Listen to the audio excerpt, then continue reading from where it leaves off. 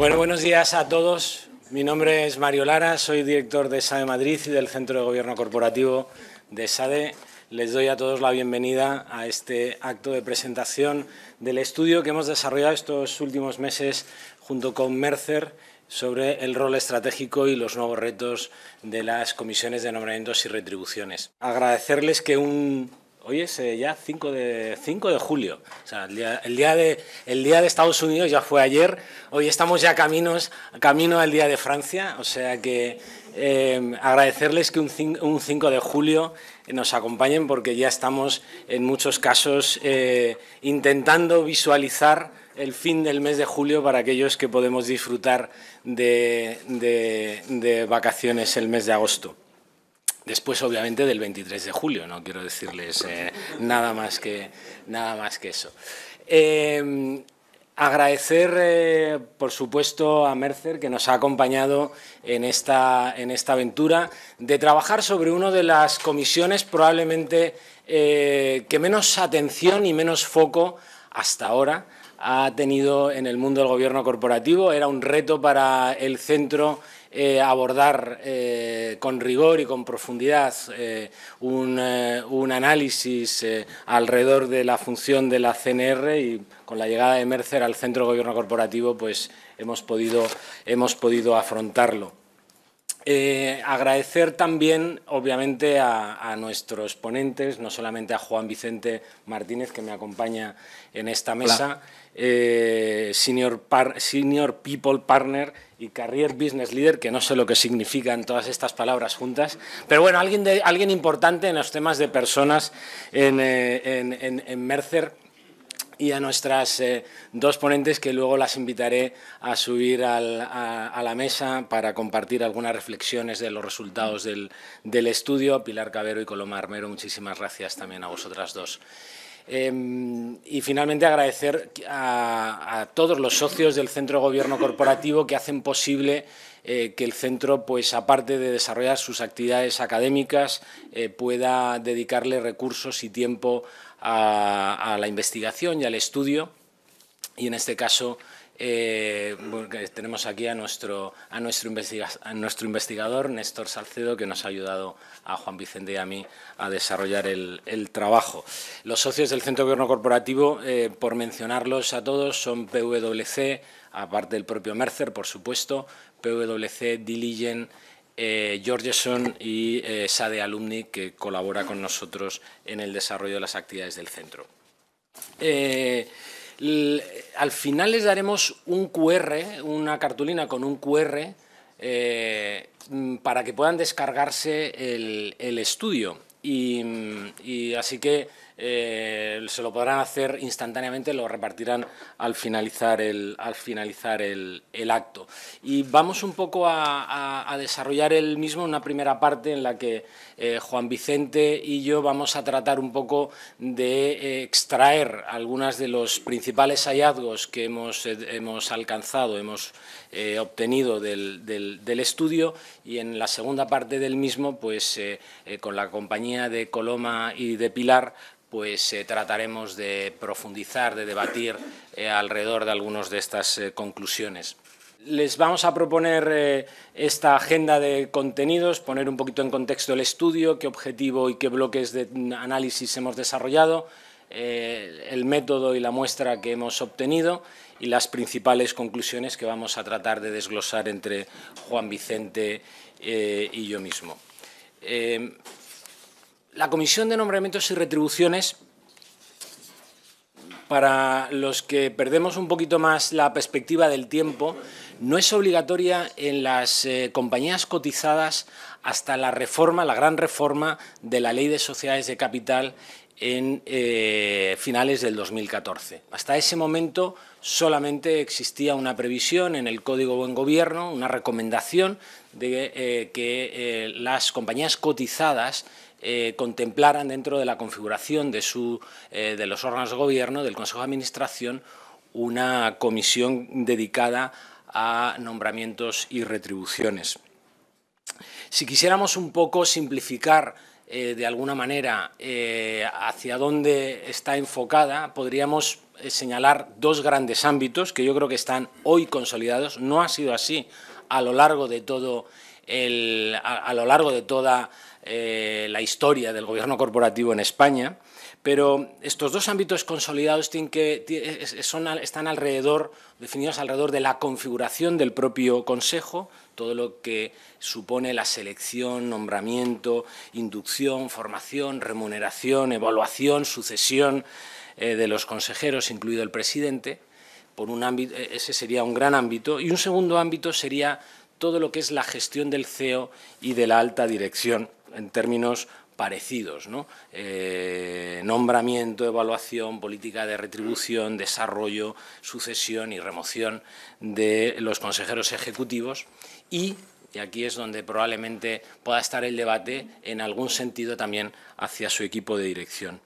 Hoy hay nuevos territorios, hay nuevas fronteras en la CNR, parte de ellas son las que vamos a tratar de abordar en el estudio de hoy, en donde hoy se está jugando el partido, ¿no? Y donde hoy se está tratando de definir hasta dónde, qué alcance tiene la actividad que desarrolla la CNR como comisión de trabajo preparatoria de las actividades que desarrolla y las decisiones que tiene que adoptar el Consejo de Administración. Y ahí aparecen los temas relacionados con el talento y las personas, de las que luego, sin lugar a dudas, hablaremos a lo largo de las conclusiones del estudio y con nuestras panelistas después.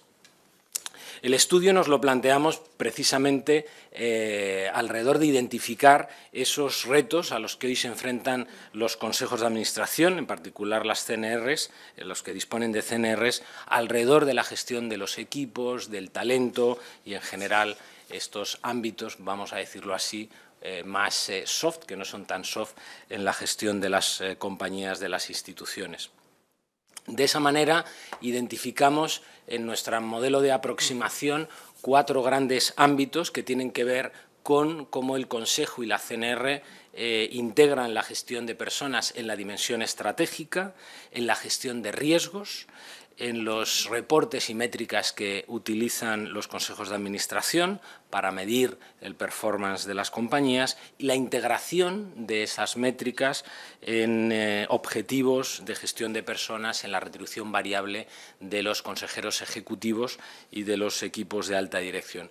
Y al final le dedicaremos un pequeño espacio también un poco a resumir en una pregunta abierta que nos contestaron las más de 100 personas que han participado en este estudio, un poco a los retos que ellos identifican que tienen por delante las CNRs. No me voy a extender en el detalle del método que hemos utilizado, lo pueden luego leer tranquilamente cuando se descarguen con el QR el estudio, pero bueno, decirles que enviamos este estudio, esta encuesta, a unas 130 consejeros que tenían o estaban dentro de la CNR o eran miembros del Consejo y, por lo tanto, interactuaban con la CNR, que han participado 102 personas en el periodo de abril-mayo de este año 2023, con 21 preguntas que están estructuradas en esos 6 bloques que están ahí mencionados. Los datos más importantes de las participantes, pues casi un 58% mujeres, un 42% hombres, lo cual indica que probablemente el mundo de las consejeras, entre comillas, que se han incorporado en estos últimos años con más intensidad a los órganos de administración, pues han ido ocupando espacios alrededor de la CNR, lo cual es un tema muy interesante a seguir. Yo creo que hay algunos aspectos de esa incorporación de consejeras a las CNRs que están detrás o explican probablemente algunos de los aspectos que luego vamos a analizar. 73% de los que han participado pertenecen a grandes corporaciones, corporaciones de más de 500 empleados, y el 27% a medianas y pequeñas empresas. Están en consejos de pequeñas y medianas empresas. Ahí tienen la distribución de sectores y la distribución por edades, como pueden también observar, y eso lo venimos viendo en los estudios que vamos desarrollando en el Centro de Gobierno Corporativo. La edad media de las mujeres que han participado en el estudio está ligeramente por debajo de la media de los consejeros varones, lo cual es absolutamente coherente con el proceso de incorporación que estamos observando en términos generales de mujeres a los órganos de gobierno de las compañías españolas. Del perfil solamente destacar que hay 30 presidentes o presidentas de comisiones de nombramientos y retribuciones entre los participantes, lo cual, desde el punto de vista cualitativo, a nosotros nos parece muy interesante en términos cualitativos, ¿no? En términos de quienes tienen la responsabilidad de liderar, de monitorizar, de dirigir las actividades de estas comisiones. Y luego, como pueden ver ahí también, hay 16 secretarios, vicesecretarios de consejo, secretarios de las comisiones que también han participado y que nos dan una perspectiva de aquellos que coadyuvan al buen funcionamiento, a la buena organización y al trabajo de estas comisiones.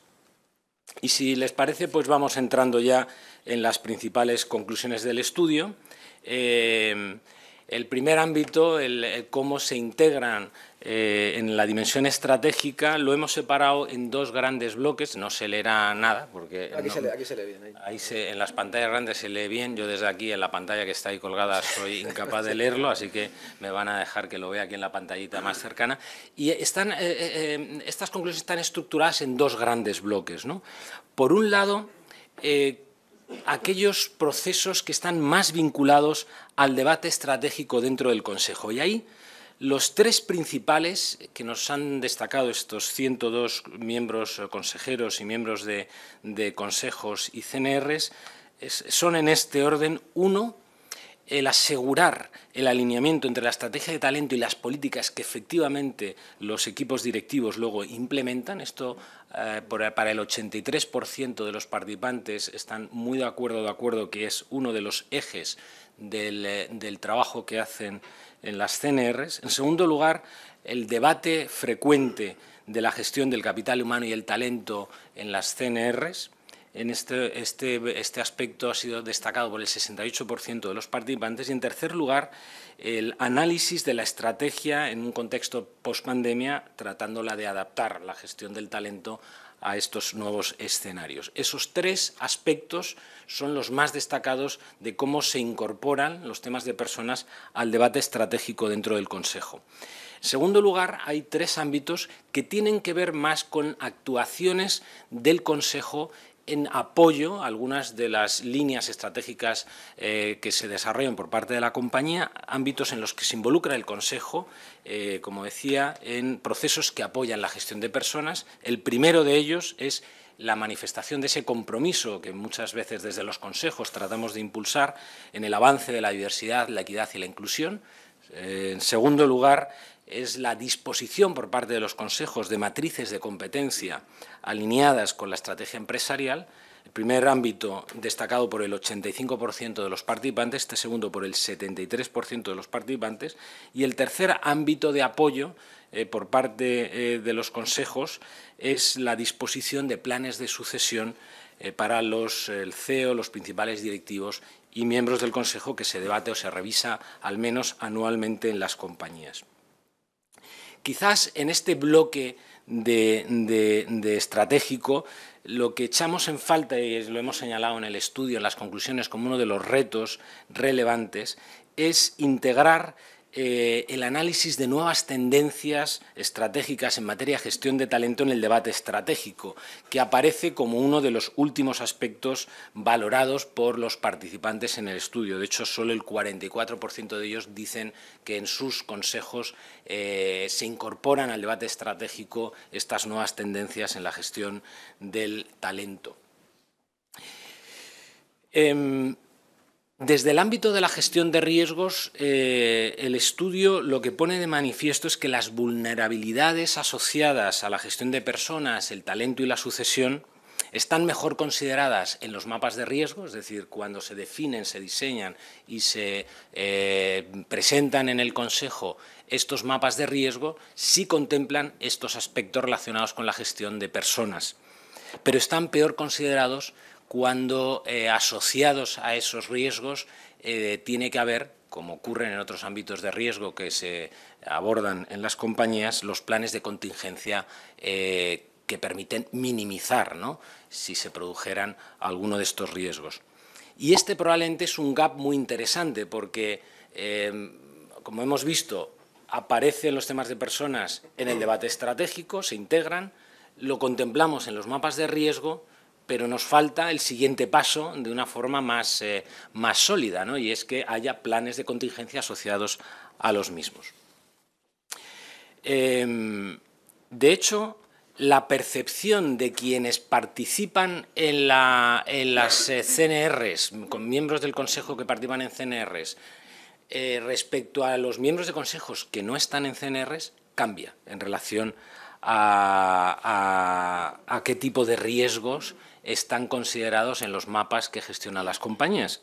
Los miembros de CNRs priorizan los riesgos, los no miembros de CNRs, perdón, priorizan riesgos asociados más a aspectos de compliance respecto a los que participan en CNRs, que priorizan un poco más los temas relacionados con riesgos asociados al talento o al clima laboral. Luego lo pueden ver en detalle, pero en la rankinización que hacen estos dos colectivos hay algunas diferencias que indican criterios un poquito distintos. Y le voy a dejar a Juanvi que siga desglosándonos algunas conclusiones del estudio en temas de reporting, métrica, retribución variable. Gracias Mario, gracias a todos por ubicar un poco mi título y ubicar lo que hago en Mercer. Dirijo el negocio de consultoría de capital humano y yo la dirección de recursos humanos también de la firma en España. Bueno, pues vamos a ver un poco, siguiendo el guión que daba Mario, en términos de las métricas de las que dispone la CNR en materia de recursos humanos. Y aquí lo que preguntamos es en qué medida recursos humanos provee de métricas y KPIs a la CNR. Y lo que vemos es que en casi la totalidad de los casos estas métricas existen, tanto a nivel cualitativo como cuantitativo, ¿vale? Lo que vemos es que hay una cierta dispersión en términos de bueno, pues, con qué regularidad estas métricas se dan a la CNR. Y esto indica de alguna manera que, bueno, vemos que mayoritariamente se dan anualmente, ¿vale?, que es casi un foco en cumplir normativamente con esa información, y hay un 27% de las compañías que la analizan trimestralmente y otras mensualmente, que es donde vemos de alguna forma que quizá en este porcentaje de compañías la atención al talento de los recursos humanos es algo mucho más focalizado.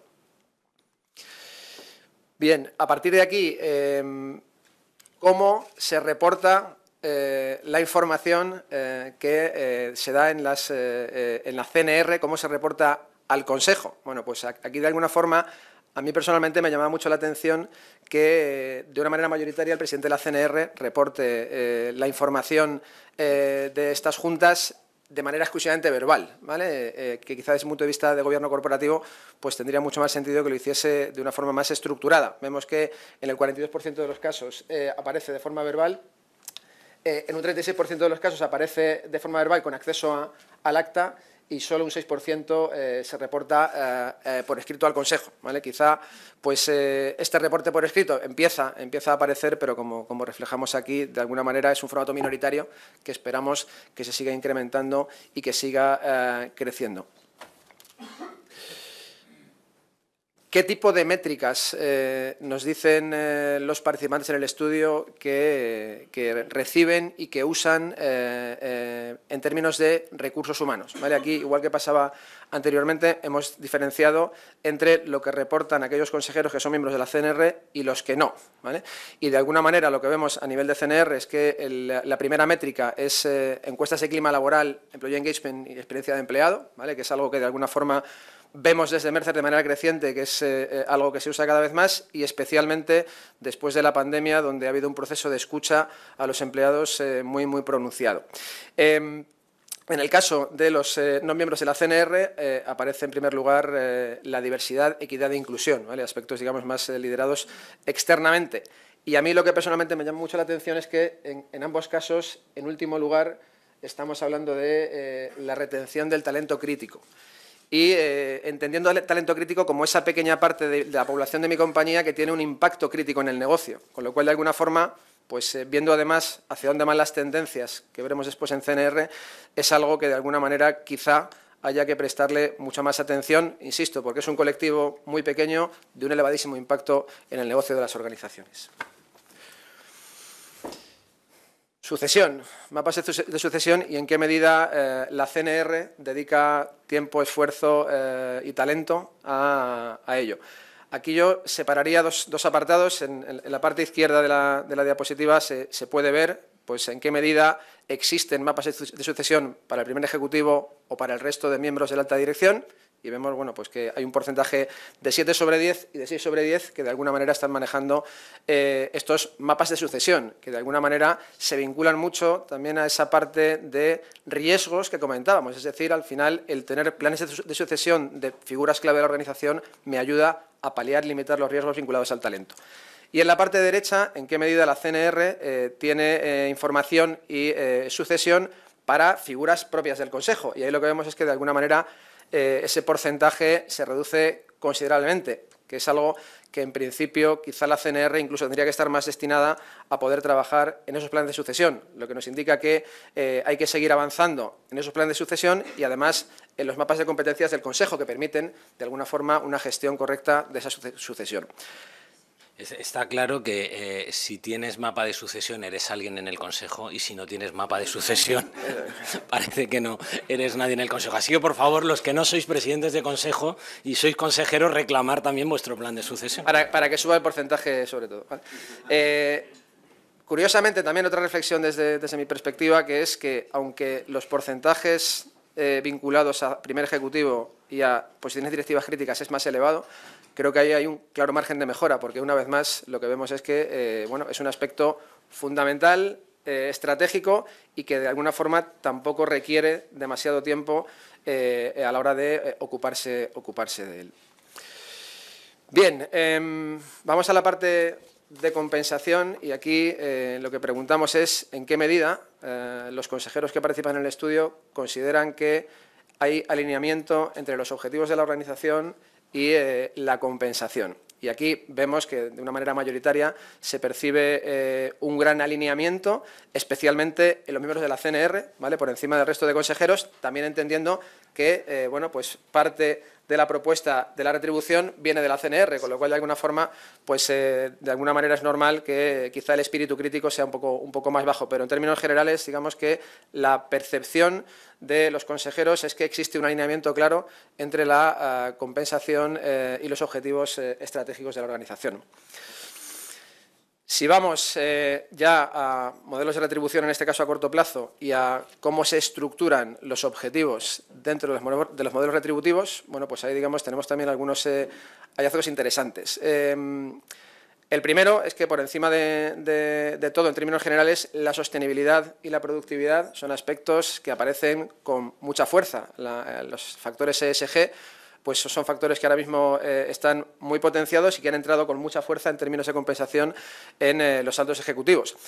Si miramos aspectos vinculados directamente a personas y a talento, pues vemos que de alguna forma, como ven en los histogramas, la presencia de estos objetivos aparece en último lugar. Y de alguna manera también llama la atención de cómo se veía al principio que aspectos vinculados a la diversidad, la equidad y la inclusión son clave, pero no los vemos reflejados a día de hoy de una manera mayoritaria en los objetivos a corto plazo y sí aspectos más troncales como puede ser la productividad.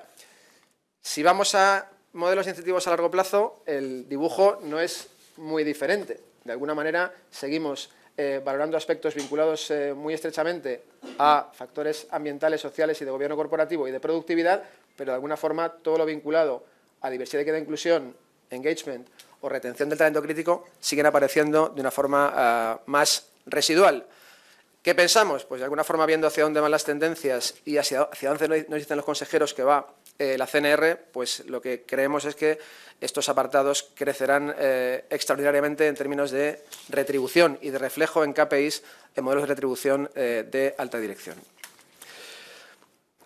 Aquí lo que vemos es esa última parte que decía Mario, donde preguntamos de una manera abierta a los consejeros cuáles son los retos de la CNR de cara a futuro. Y en esta nube de palabras, lo que se ve, digamos, con un tamaño mayor son aquellas palabras más repetidas. Lo que aparece más repetido como reto de cara a futuro que tiene que afrontar la CNR y el Consejo es la retención de talento. Y lo que vemos desde Mercer es que la retención de talento de cara a futuro cada vez tiene más variables. La retribución es una de ellas, que está en la base de la pirámide. La retribución tiene que ser competitiva, pero cada vez más la retención del talento toca aspectos colaterales y tangenciales. Toca carrera, toca flexibilidad, toca bienestar, toca alineamiento con un propósito de compañía, toca un trabajo con sentido, toca muchas más cosas que la retribución y, por tanto, a partir de aquí habrá que ver cómo la CNR evoluciona hacia ahí. Y, por tanto, lo que incluso habrá que plantearse es de si de cara a futuro el nombre CNR es el más adecuado o habrá que buscar un nombre de una manera que refleje mejor la parte de talento más allá de la retribución. Y con esto terminaríamos la parte de conclusiones y entraríamos en la parte más interesante de mesa. Fenomenal. Este último aspecto, de hecho, empezamos a observarlo porque ya empieza a haber comisiones que han incorporado la palabra talento a su nomenclatura, a su forma de denominarse, pero eso probablemente dará para otro estudio que haremos próximamente con Mercer. Pilar Cabero, que está sentada aquí a mi derecha, es consejera independiente de Merlin Properties y vocal de su Comisión de Nombramientos y Retribuciones. Y Coloma Armero, que está a la izquierda de la mesa, es consejera independiente de Indra y de Cemex, que me parece recordar, si no recuerdo mal, ha sido consejera también en Mutua. Tú también fuiste en SACIR, si no recuerdo mal, ¿no, sí, Pilar? Así es. Pues Coloma es consejera independiente y en Abengoa, hasta hace relativamente... Hasta hace 2 años y medio. Eso es. Eso. Y Coloma pues, es presidenta de la Comisión de Nombramientos, Retribuciones y Gobierno Corporativo de Indra. Con ellas vamos a tratar un poco de dialogar alrededor de algunos de los aspectos que hemos resaltado en el estudio y, Juanvi, pues siéntate libre de intervenir, vamos a decirlo así, en cualquier momento del diálogo que vamos a abrir con Coloma y con Pilar. Y lo primero, Coloma, es precisamente hablar de un poco de tu visión de cómo se está involucrando el Consejo en la integración de los temas de personas y talento en el debate estratégico. Hemos visto que el estudio dice que parece que dedicamos espacio limitado, ¿no?, a valorar en los consejos el impacto que en el negocio tienen pues algunas de esas tendencias, ¿no?, que probablemente están marcando esas nuevas fronteras, ¿no?, en la gestión de personas y que aparentemente, por cómo hemos contestado quienes han participado en el estudio, pues todavía le dedicamos poco tiempo, ¿no? ¿Por qué crees que está pasando esto si, por otra parte, remarcamos siempre, ¿no?, que el tema de las personas es una prioridad crítica, ¿no?, especialmente en momentos pospandemia? ¿Qué nos está pasando para que esto sea así? Muchas gracias, Mario. Y muchas gracias a ESADE y a Mercer. Yo lo que creo que nos hemos encontrado con un riesgo que no estaba previsto. O sea, yo llevo pues casi 14 años en comisiones de nombramientos y en consejos, ¿no?, y no lo teníamos. Podía estar dentro del top 10, ¿no?, el tema talento, pero es que ahora en algunos sectores se está volviendo el top 1, ¿no?, el tema de talento, ¿no? Y de repente nos vemos con una especie de mantra que vamos oyendo por todas partes de captación, retención de talento, que se va repitiendo. Y si vemos un poco, como ha dicho antes Mario, incluso las leyes, o sea, cuando vemos lo que hizo la reforma de la Ley de Sociedades de Capital del año 14, ¿no?, de 2014, al decir cuáles eran las funciones funciones de la CNR nunca habló de talento. O sea, hay las funciones de las CNRs y si vemos muchísimas CNRs es realmente a lo que se dedican, ¿no? Es al tema del Consejo, ¿no? El Consejo, el CEO y la alta dirección, ¿no? Pero nunca ha entrado la CNR en esta materia. Si yo he revisado algunos reglamentos del Consejo de Administración de Sociedades Cotizadas y reglamentos de CNR, ¿no? Y este tema lo dejan como muy secundario, ¿eh? No es un tema prioritario o no lo era. Y ahora ¿qué está pasando? Hombre, pues que hay sectores que se ha vuelto pues, el mayor riesgo que tienen, ¿no? ¿Esto cómo se puede arreglar? O sea, yo creo, para mí es que además, después quizá lo he visto en el informe y lo hablaremos, ¿no? Para mí este no es un tema de ESG. Está metido en ESG, pero yo creo que es un tema para mí de la cuenta de explotación. O sea, para mí es un tema muy prioritario. Es decir, ¿cuánto me va a costar el talento? No es una cuestión de que no encuentre talento, es una cuestión de que ¿cuánto me va a costar? ¿Qué pirámides quiero tener? O sea, los retos para mí y los KPIs y todo esto, digo, para mí es un tema puro de consejo, ni siquiera de CNR, ¿eh? Yo lo veo más a nivel de consejo, de presupuestos y de ver la cuenta de resultados. Entonces, ¿cómo se puede solucionar esto? O sea, hombre, yo creo que hay que involucrar muchísimo más al Consejo. Apoyado por la CNR, pero veo más un tema de estrategia del Consejo, dentro de la estrategia, de la transformación, de todo lo que tiene encima de la mesa de retos en este momento del Consejo, pues este es un tema como decir, oye, como la cadena de valor de suministros, ¿eh? Si se tiene tanto, se está dando tanto valor, ¿no? a cuánto nos cuesta la cadena, este es un tema prioritario. Por eso creo que para mí va mucho más dentro de la labor actual de un consejo que a nivel solo CNR, ¿no? Oye, por otro lado también hay que decir una cosa. Yo creo que cuando vemos el binomio causa-efecto, no todo el mundo... el problema no viene del mismo sitio. O sea, hay sectores que tienen un problema de captación de un talento tecnológico y otros es que estamos sufriendo pues el bienestar y las prácticas habituales de la gente joven, ¿eh? O sea, que es muy difícil de tratar de forma generalizada. Sí, es cierto que aquí hay porque la causa es muy diferente, ¿eh? Pilar, otro de los hallazgos del estudio tiene que ver con los temas de diversidad, equidad e inclusión, donde hemos visto que el Consejo, los consejeros en general, nos dicen, ¿no?, que el grado de compromiso que perciben dentro del Consejo en apoyo a este ámbito, a este reto que tienen buena parte de las compañías en España es muy alto, es altísimo,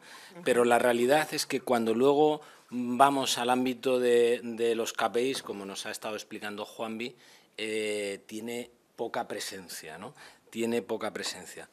¿Por qué nos cuesta tanto, en términos generales, medir los temas relacionados con el talento y las personas? ¿Qué nos está pasando? ¿Qué podemos hacer, si podemos hacer algo desde los consejos, para invertir un poco este tema? En primer lugar, muchísimas gracias, Mario, por esta invitación y por estar aquí con todos nosotros. El tema del DEI, ¿no?, como vosotros le llamáis, el de diversidad, equidad e inclusión, yo entiendo, el nivel de compromiso en los consejos y en las comisiones de nombramiento es altísimo, o sea, es el tema. Actualmente no hay un día que no se hable de estas cuestiones en el seno de los consejos y de las comisiones. En cuanto a métricas y objetivos, después pensando en lo que habíamos comentado preparando esta sesión, yo creo que gran parte nos viene impuestas por la gran presión regulatoria a la que estamos sometidos en la legislación nacional, europea, las leyes de igualdad, las leyes de sociedades de capital, diversas directivas comunitarias, el informe, información no financiera, etcétera. No se nos olvide que anualmente las empresas actualmente tienen que hacer un plan de igualdad y un plan de igualdad salarial también, y te obliga a analizar de la A a la Z las compañías todos los años de si hay algún tipo de discriminación, tanto directa como indirecta, que es la que está, pero no se ve. Es decir, que allí tienes un primer filtro legal que te obliga hoy a todas las compañías ver exactamente cuál es la brecha y dónde estamos, ¿no? Yo creo que ese es un primer tema. Luego, segundo tema, como sabéis también, en cuanto a la cuota obligatoria en consejos de administración del 40%, Ya actualmente la Directiva 2381 del 22, es decir, de diciembre del 22, muy reciente, directiva comunitaria, para mejorar el equilibrio en las administraciones de las sociedades. Esta se va a transponer de forma inmediata en España, donde ya va a ser obligatorio, porque hasta ahora en España era potestativo, es decir, nuestra ley de sociedades de capital y también la ley de igualdad en su día ya lo apuntaba, hablaba de que los consejos procurarán tener en el seno hasta un 40%, pero a partir de la transposición de la directiva comunitaria, que será en breve en España, ya el 40% de la totalidad del Consejo será obligatorio que haya una diversidad o una presencia equilibrada, que actualmente son mujeres las que están mejor representadas, pero de lo que habla es de presencia equilibrada. A lo mejor en el futuro es al revés, es decir, que 60-40, ¿no? Este sería un poco el objetivo. Entonces, en mi experiencia, dentro de la retribución, que era una también de tus preguntas, de los CEOs, de los altos directivos, por lo menos en las empresas cotizadas en las que yo estoy en el Consejo, el DEI, todos estos asuntos no se consideran de forma directa dentro de los planes retributivos, es decir, no hay una parte concreta medible para retribuir. Sí que es verdad que en los esquemas cualitativos, no cuantitativos, en la parte cualitativa sí se considera dentro de la gestión de los ejecutivos cómo tienen en consideración estos temas. Sin embargo, los temas de ESG, que es uno de los temas que hablábamos, sí que es una variable que de forma concreta se especifica dentro del bonus anual de los ejecutivos, computamos los objetivos del ESG. Ya hemos sido capaces, en este caso en Merlin, de cuantificar 3 objetivos vinculados al ESG, que en función de su significan un 15% del bonus anual, pueden llegar hasta el 15%, y en función del grado de cumplimiento de esos objetivos, pues es una parte que tienen. Pero dentro de los de ESG, ¿tienen más presencia el aspecto medioambiental o el aspecto social?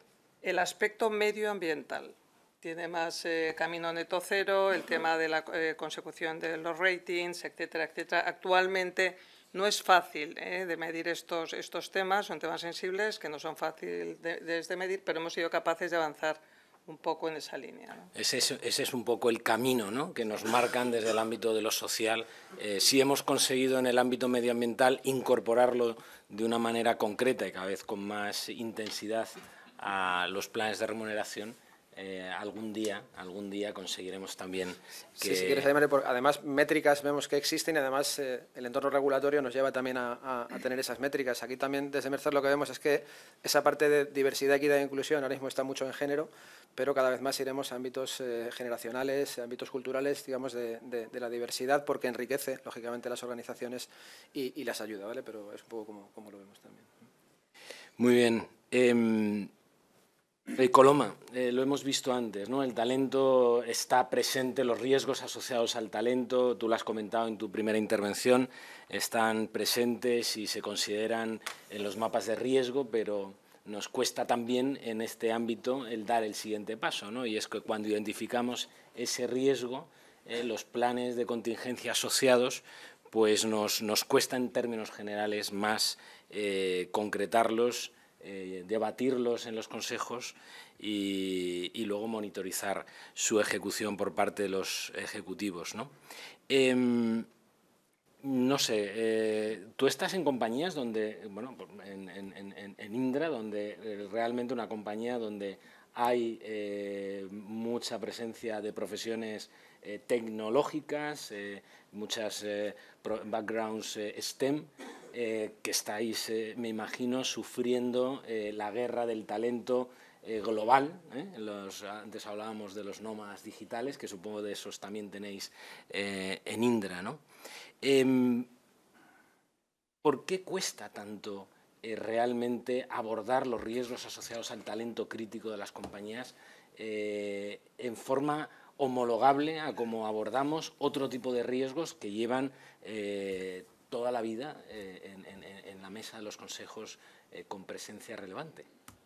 Bueno, lo primero, fíjate que yo tengo una confusión personalmente y que creo que puede tenerla bastante gente de, bueno, esto realmente es un riesgo, ya no es un tema de lo que llamábamos recursos humanos, y esto se ha vuelto un riesgo y, como decía antes, pues dentro de los top 5 de muchísimas compañías, ¿no? Y que va escalando, va subiendo, cada vez que ves un mapa de riesgos ahora mismo en algunas compañías, este riesgo lo está poniendo número 1, número 2. Viene ya primero el tema de quién debe de gestionar este riesgo. Primero, si es la CNR o si es la Comisión de Auditoría, ya lo hemos metido en un aspecto que, bueno, pues hay sus dudas. O incluso una Comisión de Sostenibilidad, ¿no? Al decirse que es un tema ESG, que yo creo que no. Pero bueno, pues se sigue metiéndose en ESG, ¿no? Y entonces yo lo que creo, sea quien tiene que monitorizar este riesgo, yo creo que este riesgo hay que tratarlo, ¿sabes?, con un mapa específico, ¿eh?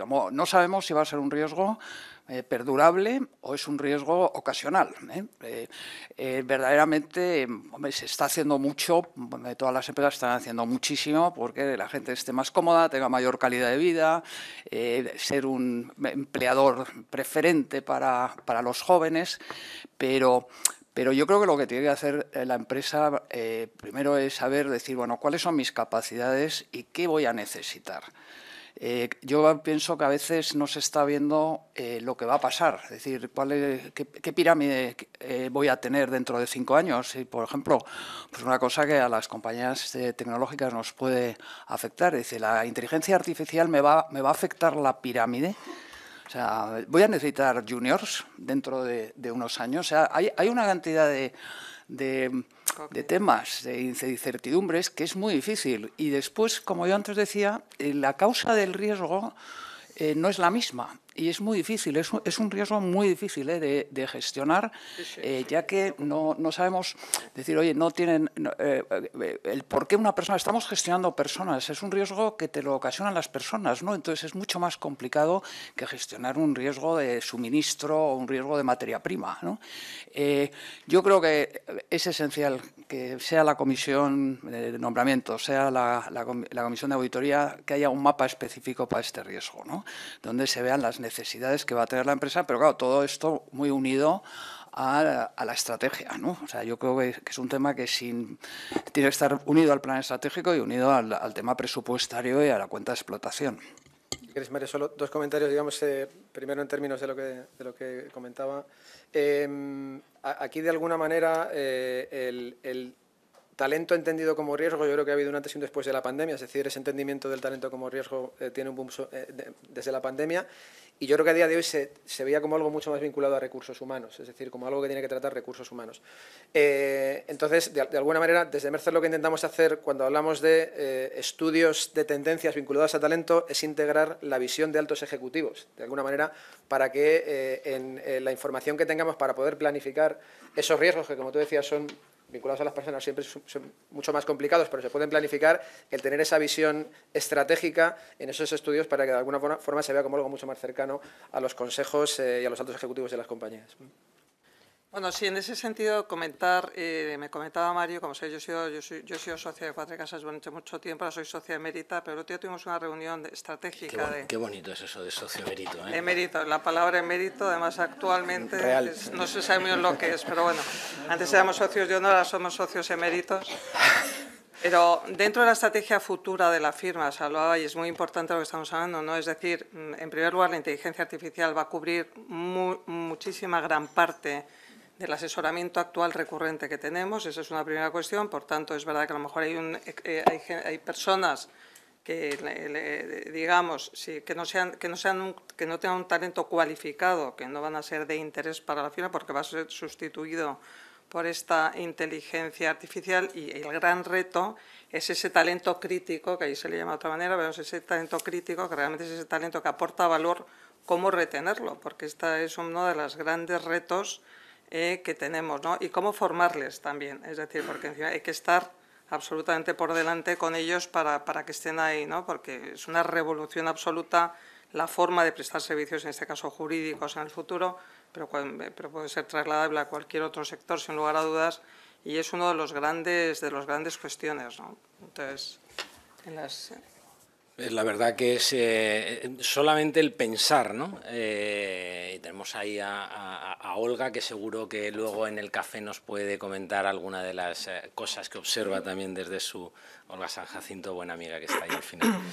Pero yo creo que el impacto de la inteligencia artificial, ¿no?, en las pirámides, como decía las estructuras de las plantillas que decía Coloma y comentaba también Juanvi, es algo que tenemos que realmente interiorizar el impacto que tiene en nuestros modelos de negocio, porque va a cambiar, va a transformar sectores y probablemente es de los temas que más urge, ¿no?, el que los consejos de administración asuman en primera persona.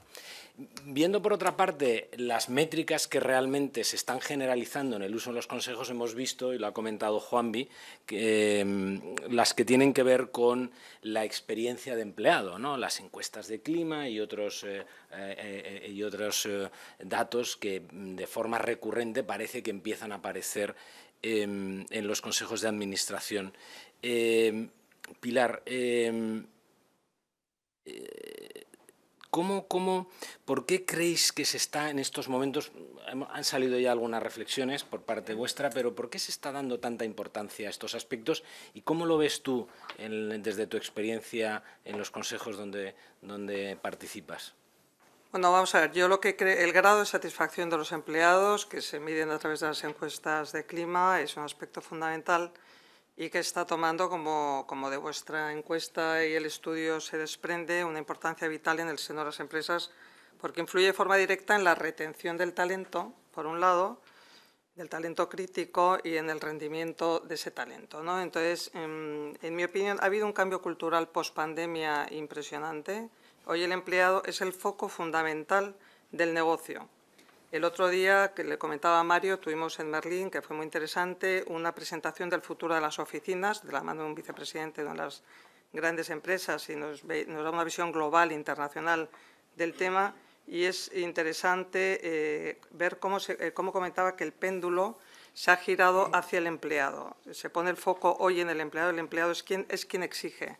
El empleado con talento de hoy quiere un ambiente agradable, quiere calidad de vida, quiere entorno tecnológico, quiere movilidad solucionada, quiere tema healthy o salud-bienestar, restauración, tiempo de trabajo, mobility, es decir, hasta el extremo de que nos ponía un comparativo de cómo las oficinas prime de primer nivel, bien situadas en zonas céntricas y con este tipo de servicios, retienen muy por encima el talento de las que no lo son. Es decir, es bastante curioso, ¿no?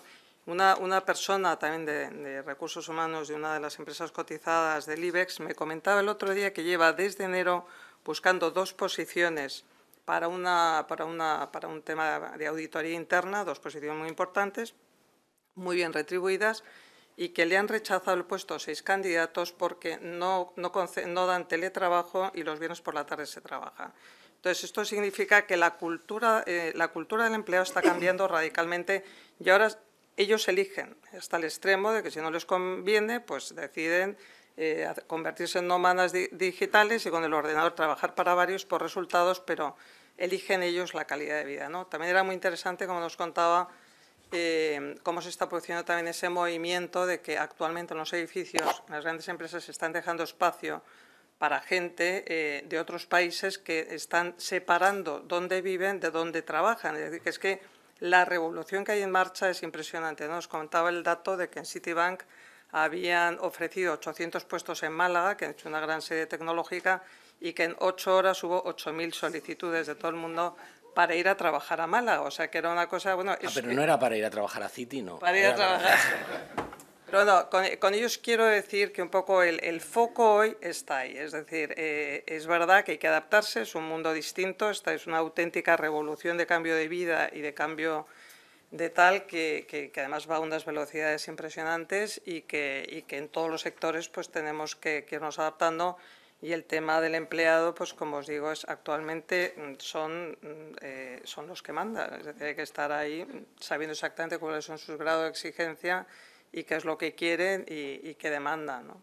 En esa parte que decías, de ese ejemplo que has puesto de la cobertura de dos vacantes y de 2 personas que no querían, bueno, no iban porque no podían teletrabajar, en el estudio de Mercer lo que sale es una frase muy ilustrativa respecto al talento a día de hoy, es que no quieren trabajar para una empresa, quieren trabajar con una empresa. Es decir, de alguna forma buscan ver cómo la empresa se adapta a su vida y a su vida en cada momento de su ciclo vital. Es decir, las necesidades que tienen cuando son jóvenes pueden ser diferentes a las que tienen siendo más mayores. Es un tema curioso realmente. Coloma, veíamos antes entre las conclusiones del estudio, ¿no?, que mayoritariamente el 90 y tantos % de los consejeros que han participado nos decían que reciben reportes, ¿no?, relacionados con las personas y el talento, quizás, como decía Juanvi, todavía de una manera no muy frecuente, solamente en un porcentaje bajo. Y cuando les preguntábamos un poco por el contenido de esos reportes que llegan a la CNR y de la CNR al Consejo, veíamos que como ya es un continuo, que los temas relacionados con talento crítico, retención del talento, pues son los que menos presencia tienen. De tu experiencia en compañías como Mutua, como Indra, donde el talento realmente está en el centro, ¿no?, de vuestros retos, de vuestro negocio, ¿qué aprendizajes puedes compartir un poco con nosotros?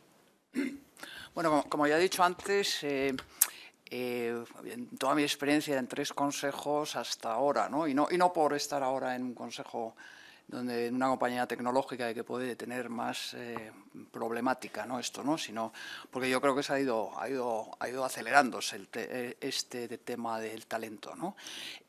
Hombre, yo creo que para algún tipo de compañía, no para todas, el tema no es una cuestión de que el presidente de la Comisión de Nombramientos y Retribuciones informe periódicamente.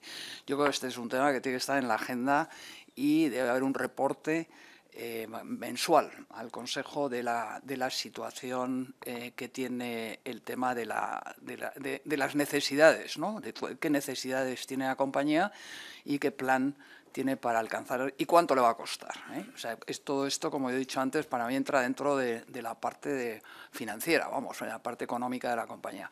Entonces, yo creo que cada vez se está reportando más y ya no es el reporte directo de la CNR, ¿no? Es el reporte de la Dirección de Personas y del CEO incluso al Consejo, porque este es un riesgo número 1, ¿no? El que el presidente de la CNR informe verbal o como viene en el estudio, ¿no? Yo creo que a veces a mí me parece que es mejor la información verbal, tiene más debate, que no simplemente que te coloquen en Diligent un papel y que te lo leas, Entonces, pero yo creo que cada vez está... Vamos, en las compañías que esto se ha puesto un riesgo prioritario, en otras a lo mejor no es tanto. Pilar, hablemos un poquito de los temas de sucesión que hemos visto como, bueno, pues las CNRs, los consejos están cada vez más metidas, ¿no?, en los planes de sucesión de los CEOs y los principales ejecutivos, y un poquito más perezosos o con menos entrada, vamos a decirlo así, cuando hablamos de los planes de sucesión del presidente del Consejo, la presidenta del Consejo o de el resto de miembros del Consejo. Es claramente un ámbito que ha habido una mejora en estos últimos años brutal, ¿no? Y la pregunta sería, ¿dónde has visto tú los avances más notables? Y segundo, ¿por qué para los inversores es un tema cada vez más relevante? Bueno, vamos a ver. El tema de la elaboración de planes de sucesión es una obligación por parte de las comisiones de nombramientos establecida en la propia Ley de Sociedades de Capital, que te dice expresamente examinar y organizar la sucesión del presidente del Consejo y del primer ejecutivo de la sociedad y, en su caso, formular propuestas al Consejo para que dicha sucesión se produzca de forma ordenada y planificada. Es decir, que tendríamos todas las comisiones de nombramiento que tener hecho un plan de sucesión, cosa que no ocurre, como es fruto de vuestro estudio. ¿Pero por qué no ocurre? Porque es un tema muy delicado. Es un tema muy delicado que hay que hacer y que hay que elaborar de la mano del consejero delegado, del primer ejecutivo, y es muy complejo porque normalmente hay que hablar de quién le va a suceder a él y de quién sucederá ante cualquier contingencia a los directivos clave de su equipo. Entonces, es un tema, digamos, desde luego muy delicado. Normalmente, además, el CEO, en mi experiencia, tiene su propio criterio sobre los candidatos por valía y por confianza directa suya.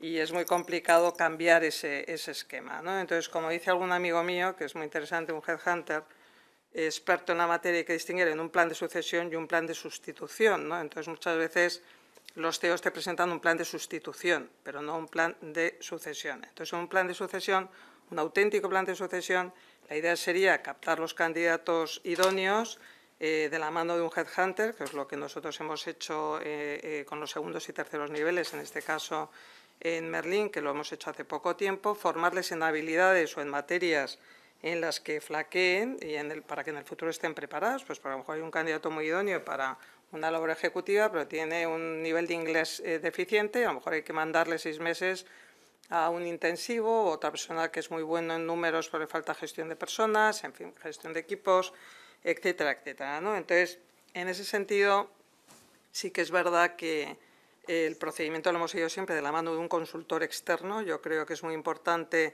externalizar el proceso y que sea él quien detecte. Nos hemos ayudado para que analice segundos y terceros niveles y nos pueda ayudar, ¿no? Es un tema clave para los inversores porque es una contingencia muy importante la continuidad de crucero, de la velocidad de crucero de una compañía, porque asegura minimizar los riesgos en caso de posibles salidas no planificadas por partes de personas clave de la compañía, ¿no? Yo creo que es un tema absolutamente lógico que los inversores pues exijan tener un plan de sucesión, que ya te digo, nosotros lo vamos revisando, pero sí que es verdad que es un tema siempre delicado y complejo cuando anualmente toca la revisión, porque siempre están los mismos, ¿sabes? O sea que al final, pues bueno, pues es un tema que... Y luego también otro tema interesante que nosotros cuando hemos hablado del plan de sucesión, porque tener en cuenta que además puede ser un plan de sucesión, depende de la tipología de la compañía, puede ser de una persona, de 2 personas o de un equipo de personas, porque hay personas que se mueven en equipo. Entonces se te va todo el equipo clave y es un tema, entonces en un momento determinado también hemos planteado hacer un mapping del mercado, es decir, tener identificados gente buena del mercado para puestos estratégicos, pero esto también es un tema que altera a los actuales directivos internos. Entonces también, como te digo, es un tema muy complejo, muy delicado de hacer, pero en todo caso que yo creo que un ejercicio de responsabilidad hay que hacerlo y legalmente tenemos obligación de hacerlo, que era un poco el punto de partida. Pues muchas gracias, Pilar. Nos quedan 2 temas y os voy a pedir aquí casi uno a cada una, que os voy a dirigir, que tratemos un poco de ir muy al punto, ¿no? Un tema relevante, Coloma, son los modelos de retribución variable. Hemos visto cómo en el ámbito de las personas las variables que se incorporan y cuáles no. Batir a variables relacionadas con el mundo ESG es hoy imposible. Parece que nuestra mente y nuestras prioridades están más vinculadas a temas ESG y menos menos relacionadas con la gestión de personas. ¿No parece un poco incoherente, ¿no? ¿O es que la presión de los reguladores, de los inversores es tan difícil de batir que, a pesar de lo que declaramos, pues al final el cumplimiento nos aprieta? Hombre, tienes razón. A mí me parece a veces incoherente, ¿no? El no tratar este tema de personas, ¿no? En cambio, estar declarando pues, valores, principios, propósito y olvidarnos un poco del tema de las personas. Pero yo creo que sí se están incluyendo, vamos, lo que veo yo, sí se están incluyendo dentro de las variables de la retribución a medio largo, ¿no? Pero quizás no dentro de los conceptos ESG. O sea, yo creo, como he dicho desde el principio, ¿no? A mí me parece que tiene que ser más en objetivos personales del directivo, como la productividad o el EBITDA. Tiene que ir más ahí que dentro de ESG. Yo no veo este tema dentro de ESG, y lo he dicho ya varias veces aquí y lo digo en todas partes. El tema de personas no es el tema social, o no es como se está tratando el tema social, y no es como lo están tratando los inversores. Los inversores sí que les preocupa, y a los proxy sí les preocupa, ¿qué vas a hacer para llevar tu negocio, ¿no? ¿Qué gente tienes? Si tienes que la gente, ¿cuánto te está costando? Por ejemplo, ¿la vas a comprar o la vas a alquilar? O sea, eso sí te lo empiezan a preguntar en diversos sectores que son muy intensivos en talento, ¿no? Pero sí lo están viendo dentro de las retribuciones, pero no como ESG. Yo no lo veo como ESG, ¿no? Y sí creo que hay que incluirlo dentro de la retribución variable, al menos del CEO, ¿no? Yo aquí, si quieres, por complementar, yo efectivamente tampoco lo veo en un ámbito ESG en absoluto. Esto que comentabas de lo que tienes dónde vas y qué vas a necesitar, que básicamente se llama planificación estratégica de plantillas. Igualmente es algo que históricamente ha sido más materia de recursos humanos y que debe entrar en un ámbito core de negocio y del Consejo. Y aquí lo que vemos es que también, de alguna forma, cada vez más se planifica en términos de habilidades. Es decir, qué habilidades voy a necesitar de cara al futuro y cómo las puedo adquirir, desarrollar, comprar o, bueno, de alguna manera, qué voy a hacer para poder estar ahí y para poder ser resiliente de cara al futuro. Con lo cual, pues, de alguna manera, pues, muy de acuerdo en que tiene que estar fuera de ese eje y tiene que tener un cuerpo lógico. Pilar, un último tema en tu caso que creo que merece la pena tocar. Las matrices de competencias que se han convertido de hace 10, 15 años prácticamente, muy pocas compañías. Una de las primeras fue el Banco Santander en hacerlo y publicarlo. De hecho, utilizo en nuestros programas una matriz que se reportaba en el informe, reportaba en su web el Banco Santander del año, yo diría que 13 o por ahí, o 14, sí, o sea que, bueno, esto era porque está aquí nuestra querida Isabel con nosotros. ¿Por qué son tan útiles? ¿Por qué se han convertido en algo tan relevante? Y segundo, en tu experiencia, externalizarlas, no externalizarlas, ¿cómo deberíamos hacerlo? Bueno, vamos a ver, yo creo que es un tema fundamental, dado que, en primer lugar, yo siempre vuelvo a la ley, al origen, como jurista, pero una de las funciones fundamentales de la CNR, también establecida por la Ley de Sociedades de Capital, es evaluar las competencias, conocimientos y experiencias necesarias en el Consejo y, a este efecto, definirá funciones y aptitudes necesarias de los candidatos. Por tanto, para poder evaluar hay que tener un marco de referencia. Entonces, sí que es verdad que esto no ha existido nunca en la gobernanza en España. Es un tema bastante novedoso. Yo creo que los pioneros desde luego, fue el Banco de Santander. Actualmente hay un 30% de las compañías, según veis el estudio, de las vistas, pero de las no vistas muchas más, que no tienen todavía matriz de competencias. Es decir, ¿con qué me comparo que estoy buscando exactamente qué necesito en mi consejo para la estrategia futura empresarial? Y ello porque, de nuevo, es un tema delicado. Ten en cuenta que hay consejos que ya están los consejeros y hacer una matriz de competencias a veces, a lo mejor algún consejero no encaja dentro de esas matrices que estamos pensando que hace falta, o a lo mejor nos falta algo que consideramos que nos falta y está el consejo lleno, ¿no? Entonces, es un tema delicado. Sin lugar a dudas, yo creo que es un avance importantísimo y que hay que hacerlo porque es necesario y es importante para la estrategia de la compañía. Nosotros lo hemos hecho recientemente internamente, porque tenemos en el seno del Consejo un superexperto, un headhunter, una persona que ha sido presidente de un headhunter muy importante y que conocía y ha hecho muchas matrices de competencia, pero ha sido complejo también, porque, claro, en primer lugar hay que identificar qué competencias pongo en la matriz de competencias, luego hay que ver qué grado de cumplimiento cada consejero cumple o no cumple en ese grado. Por ejemplo, os pongo un ejemplo. Una de ellas era conocimiento en temas de recursos humanos, relaciones laborales. Entonces, los consejeros que no son juristas, que no han estado vinculados al mundo de las personas, pero que han estado en otras comisiones de CNRs en el pasado, en otros consejos, ¿se les pone la cruz o no se les pone la cruz? Es decir, ¿tienen esa experiencia o no la tienen? ¿Qué nivel de experiencia hay que tener en cada área? Por tanto, en definitiva, lo que os quiero transmitir es que, en mi opinión, es mucho más sano y mucho más sabio externalizar la matriz de competencias de un consejo, sin lugar a dudar, de la mano de expertos, primero porque tienen experiencia, segundo porque tienen la comparativa de otras compañías del sector y yo creo que es muy importante, y en tercer lugar porque se entrevistan con todos los consejeros, ven un poco cuáles exactamente encajan dentro de sus capacidades. Y yo creo que es algo absolutamente fundamental y de cara al futuro, pues con el mundo y los retos que tenemos por delante, pues sin lugar a dudas yo creo que tener una matriz de competencia es algo absolutamente esencial. Vamos a dejarlo aquí, si no al final a lo mejor os hago una última pregunta. Sí ahora es la oportunidad para que podáis preguntar a alguno de nuestros invitados en la mesa alguna curiosidad, alguna pregunta que queráis lanzarle. Os van a pasar por ahí cartulinas por si queréis irlas redactando.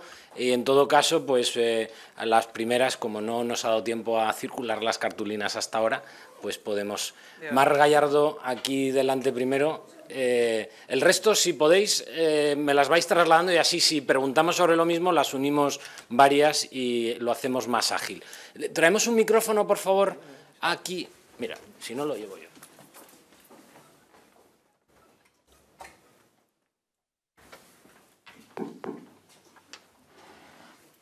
Buenos días y muchísimas gracias por las vuestras intervenciones, ¿no? Y por las interesantes aportaciones que habéis hecho.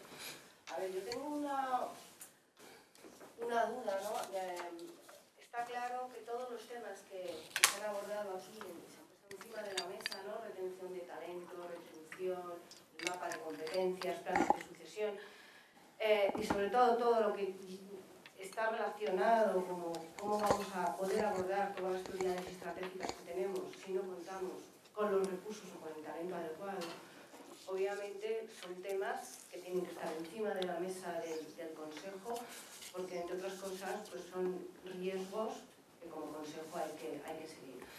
Si nos ceñimos a la Comisión de Nombramientos y Retribuciones, incluso la guía que en el 2019 emitió la CNMV, que probablemente está obsoleta y que haya que actualizar. Claro, cuando se abordan las cuestiones que competen a esta comisión, se ciñen más a todo lo que está relacionado con el Consejo, a todo lo que está relacionado con el primer ejecutivo y con la alta dirección o aquellos que reportan al CEO, ¿no? Claro, sin embargo, todo esto va mucho más allá. Y hay un debate en los consejos de si realmente la comisión de nombramientos debe abordar estos temas, porque hablabas tú de la primera línea, de la segunda línea, es decir, ya estamos bajando más. Claro, si queremos hablar de retención de talento, tenemos que ir más allá de lo que es la primera línea. Entonces, ¿cómo pensáis esto que se está abordando en los consejos y si también tenéis pensáis que efectivamente hay un debate de hasta dónde debe llevar la comisión y si hay algunas reticencias por parte del propio comité de dirección o del propio CEO de si la comisión de nombramientos está yendo más allá de lo que en principio le corresponde? Pues, Coloma, Pilar, ¿cómo lo veis? Bueno, yo estoy de acuerdo. Vamos, yo no creo que sea un tema, ya lo he dicho, para mí no es un tema de la CNR esto. Esto es un tema de estrategia, esto es un tema del Consejo. Que la CNR pueda ser un apoyo, pero que me es difícil pensarlo. Primero porque no creo que las CNRs, por lo menos las que conozco yo, estén preparadas para este tema. O sea, no somos unos expertos en la gestión de personas, ¿no? Es diferente saber buscar un directivo, un alto directivo, un perfil, pero el tema de personas es más complicado. Yo creo que es un tema del Consejo directamente y sí es cierto que a veces pues el CEO puede no gustarle la interferencia, pero por otro lado creo que sí algo tiene que pensar la CNR aquí, tiene algo que decir para tener una cantera. O sea, la CNR tiene que estar, como ha dicho Pilar, teniendo unos planes de sucesión, no solamente del presidente, de los consejeros, del CEO, pero también de los altos directivos. Y creo que la cantera, esa es la que le tiene que preocupar a la CNR. Y la cantera sale de las personas, ¿no? Yo, si queréis, aquí solo dos reflexiones. Una sería que, en el fondo, yo creo que hay gente mucho más preparada que yo para poder decir quién lo tiene que acometer, pero yo creo que es fundamental que se acometa. Eso es, sin lugar a dudas, lo más importante, que esto se acometa porque es estratégico. Y, en segundo lugar, quizá, reflexionando sobre lo que decías, en esa matriz de competencias, las competencias vinculadas a las personas y al talento quizá tengan que aparecer de una forma mucho más fuerte en los consejos. Ahí, si me permites, el tema es que normalmente hay unos reglamentos de las comisiones. Nosotros, en concreto, en el reglamento de la Comisión de Nombramientos y Retribuciones, tenemos dentro de esas competencias aceptadas por el propio Consejo esas materias que abarcan es verdad que son materias genéricas, cada vez hay que irlo, porque la guía técnica se ha quedado corta, Pero sí que es verdad que al final pues también el sentido común hay que aplicarlo para ver cómo se resuelven los temas, ¿no? Y cómo se atacan todos y en ese sentido pues el propio reglamento de la Comisión de Nombramientos en nuestro caso, por ejemplo, sí que nos permite llegar a toda la plantilla. Es decir, nosotros al final la parte retributiva la vemos de la totalidad de la plantilla. Sí que nos afecta, por supuesto, más la parte de alta dirección y consejero, pero sí que vemos el global, la big picture de toda la empresa, y sobre todo de toda la microdirección que le llaman, ¿no? O sea, que llámale. Pero es muy importante tener la visión global del talento. Estamos ya recibiendo algunas de las preguntas y sugerencias. José Luis Sastre nos invita a incluir en el futuro, esto para el segundo informe, Juanvi, comparativas con consejos de otros países. Tenemos también algunas reflexiones, ¿no? En este caso de Juan Riquelme, en el que nos insiste en que las instituciones, las organizaciones, estamos organizados de personas y, por lo tanto, la gestión de las personas debe ser de responsabilidad de todos los gestores, incluyendo, obviamente, al Consejo, y no subcontratarlo a los directores, a la dirección de personas. Bueno, no sé si esa es la palabra, pero bueno, te entendemos, Juan, lo que quieres decirnos. Por otro lado, hay alguna pregunta relacionada a cómo debe de ser la relación entre la CNR y el responsable de la dirección de personas, el subcontratado que se mencionaba antes. ¿La relación tiene que ser como la del CFO con la Comisión de Auditoría? ¿Qué pensáis? No, yo me parece que tiene que ser una relación muy, muy estrecha. De hecho, él es la fuente y nosotros somos los inspiradores y la antorcha, ¿no? Pero la fuente de información es el director de Recursos Humanos y es el que te tiene que dar toda la información de lo que está sucediendo en la compañía y es el ejecutor, digamos, ¿no? Entonces, yo creo que la relación, de hecho, nosotros normalmente intentamos invitarle a muchas comisiones para que nos dé la información. Y yo creo que la relación debe ser muy, muy estrecha, sin lugar a dudas. Y cuando va en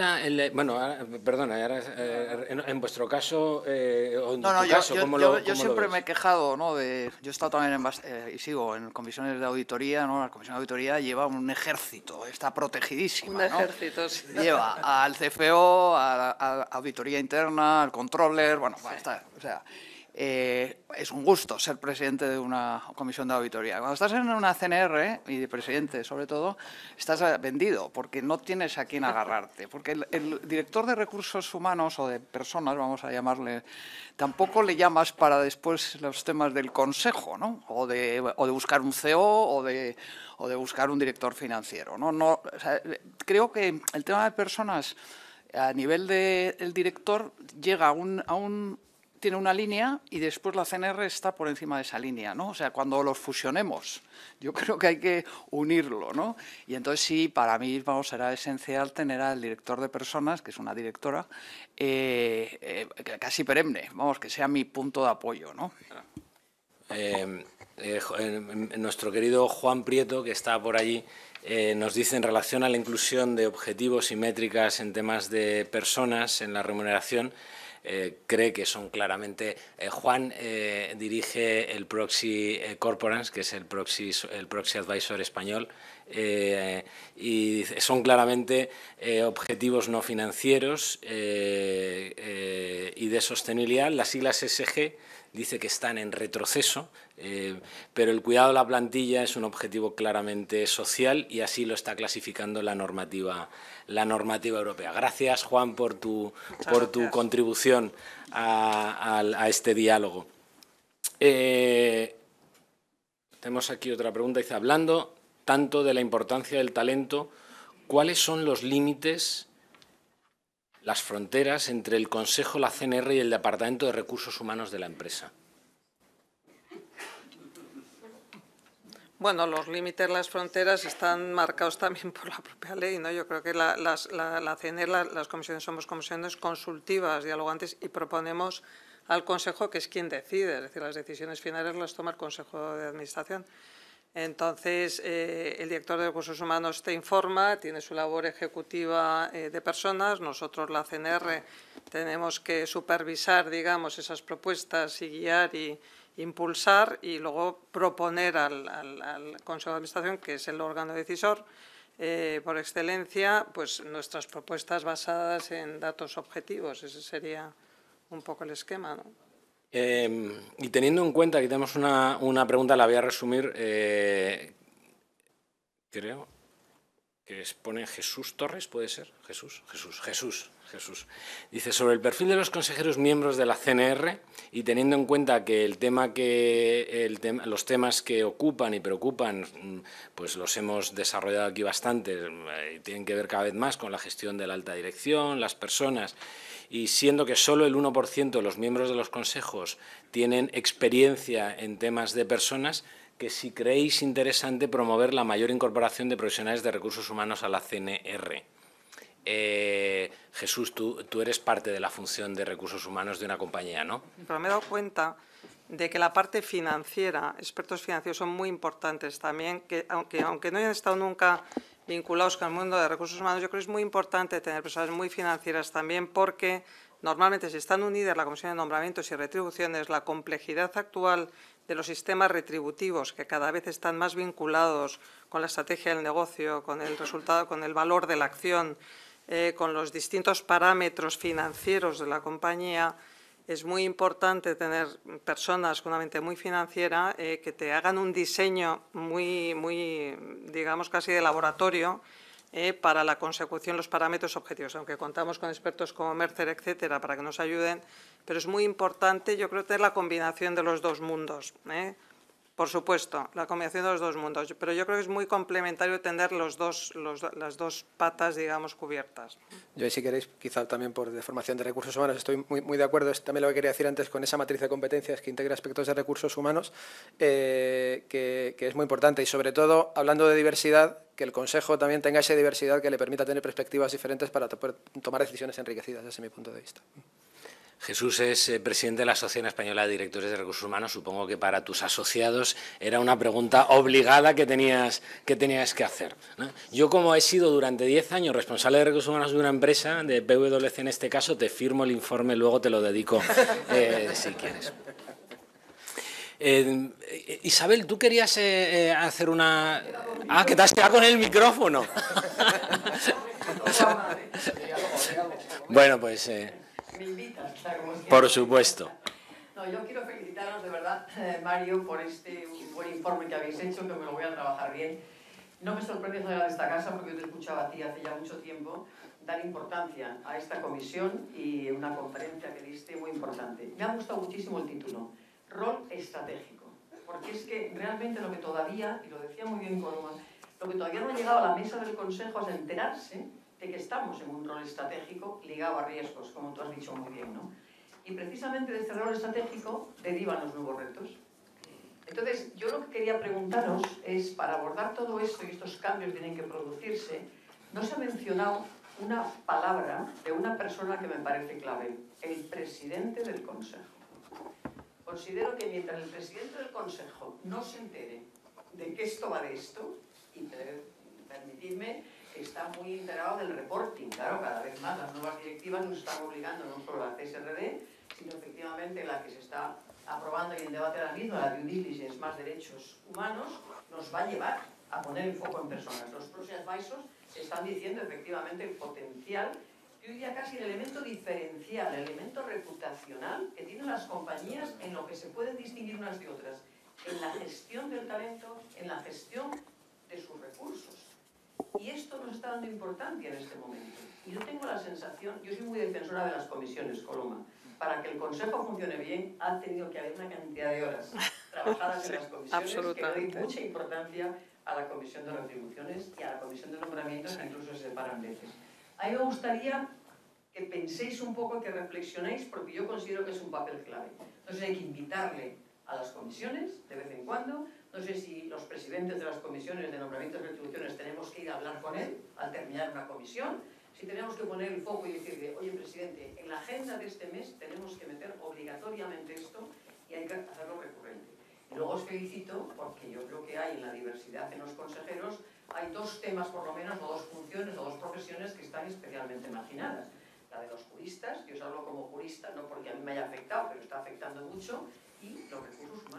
Pues yo tengo las dos profesiones, o sea, que tú imagínate si me siento... La cual es esto, que haya esa capacidad de nuevos consejeros independientes que vengan de estas ramas. Gracias y enhorabuena a las dos y al informe. Muchas gracias, Isabel. Coloma, Pilar, ¿alguna reflexión en este sentido? No, yo Pilar, yo no digo que Isabel, no me malentiendas de que no le doy importancia a las CNR, se la doy. Lo que pasa es que yo creo que este tema es un tema fuera de la CNR. O sea, para mí es un tema más importante, o sea, es de estrategia, como dices. Eso es un tema que tiene que... Y que tampoco es una cuestión de convencer al presidente, ¿eh? Esto es un tema del CEO. Este es un tema del negocio y de unos activos que se le están destruyendo, que se están deteriorando. Y entonces tiene que tomarlo muy en serio. Y por eso creo que, fíjate, va por encima de la CNR, por encima del presidente y que tiene que ir directamente como un tema prioritario a la agenda del Consejo. Pero el CEO, Yo creo simplemente que después de este evento esto va a ocurrir, sí o sí, ¿no? va a tomar más protagonismo claramente, ¿no? Bueno, ¿hay alguna...? Yo, si me permite, no, sí. Es que de lo que dice Isabel, yo creo que hay una práctica muy sana, que es cuando termina la comisión, llamar al presidente y contarle exactamente.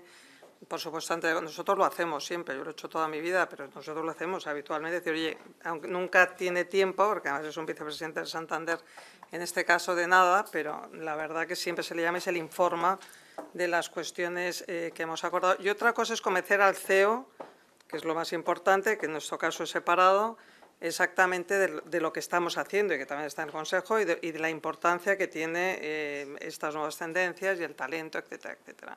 Pero efectivamente me parece fundamental.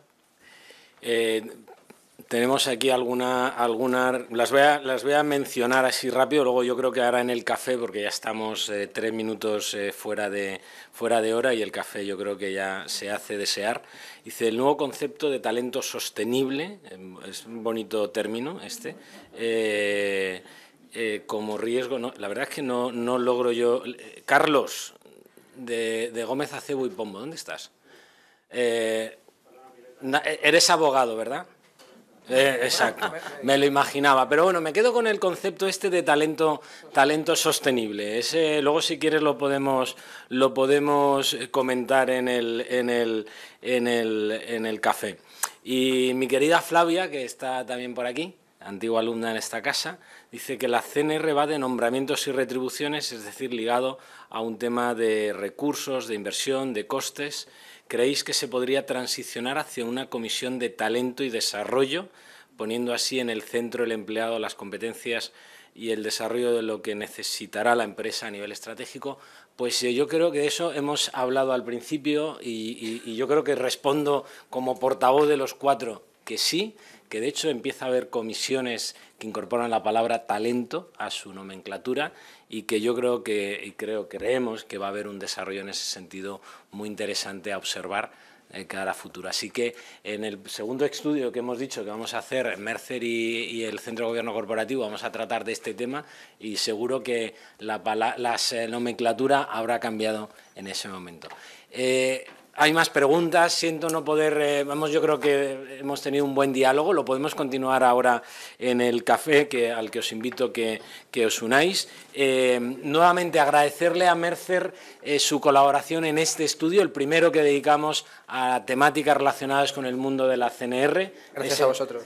Juanvi es el primero, pero no el último, así que seguiremos trabajando sobre este tema. Agradecer a Pilar, a Coloma, el que nos hayan acompañado a la presentación de este estudio y vuestras reflexiones, compartirlas, vuestra generosidad. Gracias, con toda nuestra comunidad de antiguos alumnos y aquellos que seguir las actividades del Centro de Gobierno Corporativo. Agradecer a PwC Diligent, nuevamente a Mercer y a Georgeson y a Esade Alumni su colaboración en las actividades del centro y agradeceros a todos vosotros que nos hayáis acompañado, hayamos batido la previsión de asistentes, que eso indica que es un tema que cada vez preocupa e interesa más, y nos volveremos a ver a la vuelta del verano aquí en ESADE Madrid. Muchísimas gracias a todos. Gracias a todos.